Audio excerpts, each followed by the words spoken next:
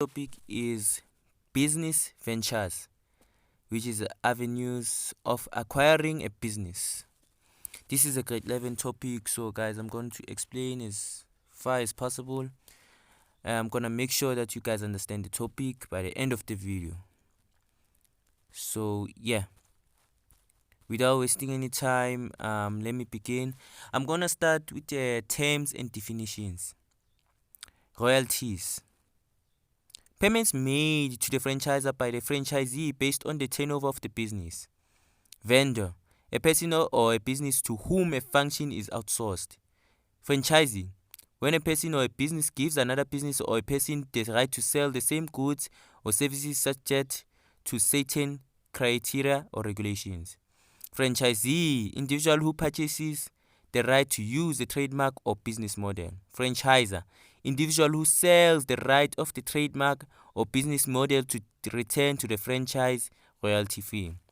Leasing, method where a business can pay for the use of an asset rather than buying, by the way, buying it outright for itself. Leaser, person or business who owns the asset. Leasee, person using the asset. Outsourcing, when a business buys goods or services from another business or pays another business to carry out a function instead of it doing itself. Goodwill, the amount of money that business owners wants for the good trade name he or she has built up, the customer base, the branding of the business, etc. Solvent, the value of the company's assets exceeds that of the liabilities. Liquid, the company has enough cash to pay daily expenses. Profitable, income exceeds expense. So that one was very obvious. So those are all the terms and definition. I'm not gonna stick to the terms and definition. I'm here to explain the real thing here.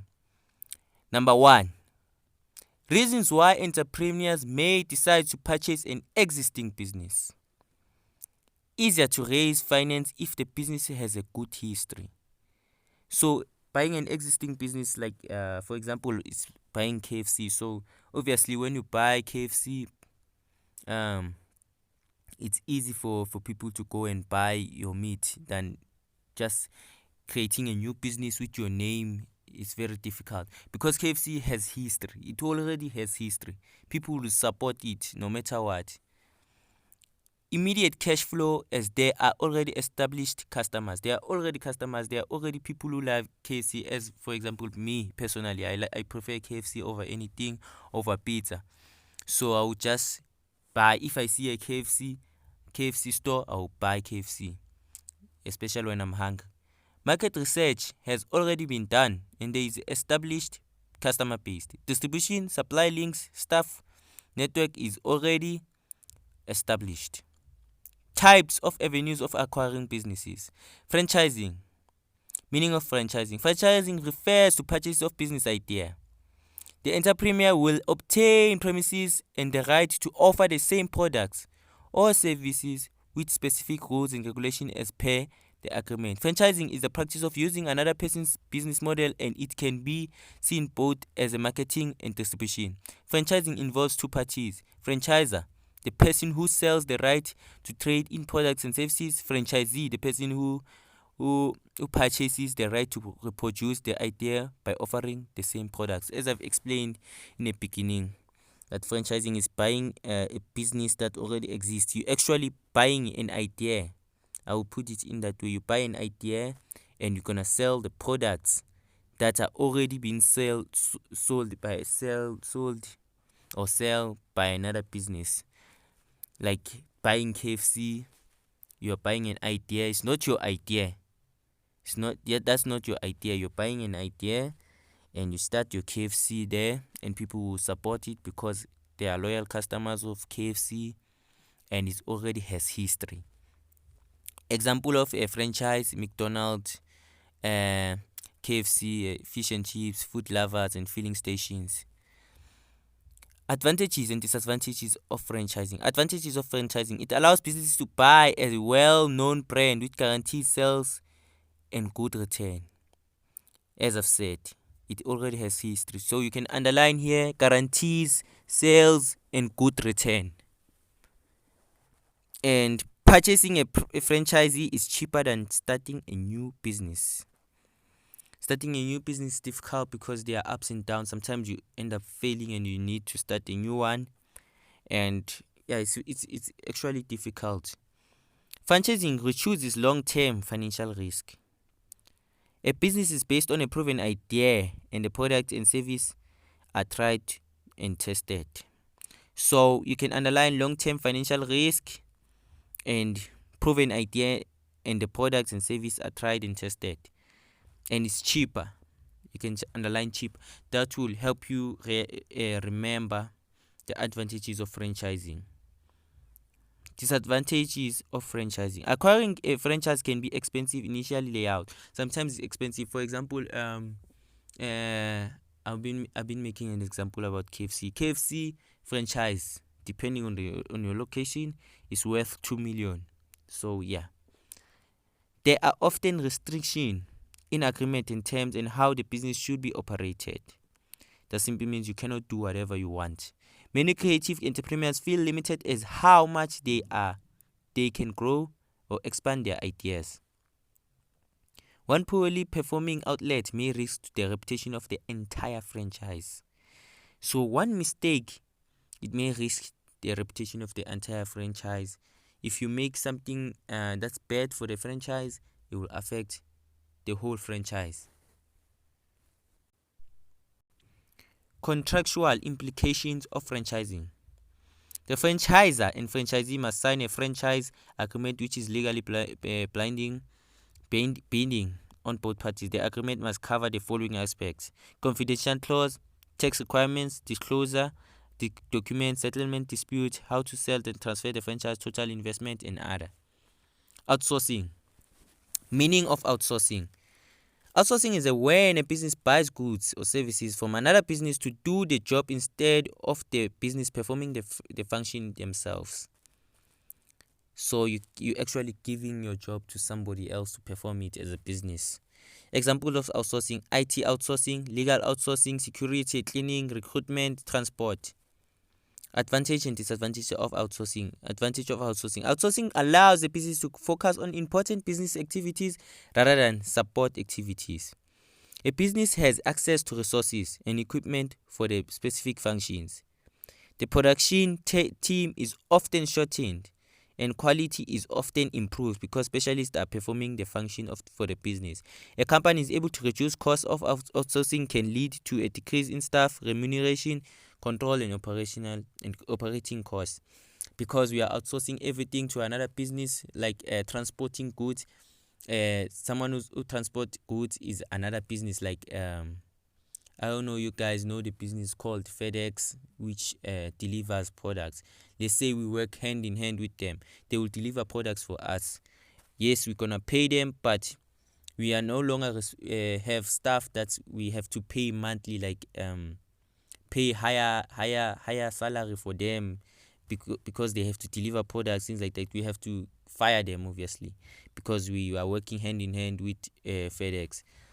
So this helps, and because companies like FedEx, they are trained to do these things, so we are guaranteed most of the time that our products are going to be delivered and they are going to be safe.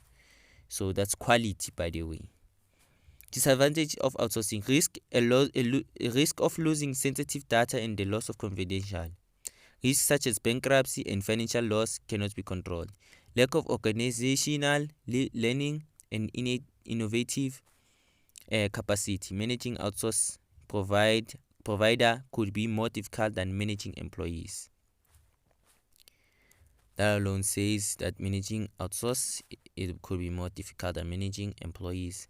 Contractual implications of outsourcing: a contract will protect and regulate the rights of responsibility of both parties involved. Some aspects that may be included in the contract are an exact description of service or product, duration of contract, a detailed description of duties and responsibilities of both parties, confidential, payment terms and conditions.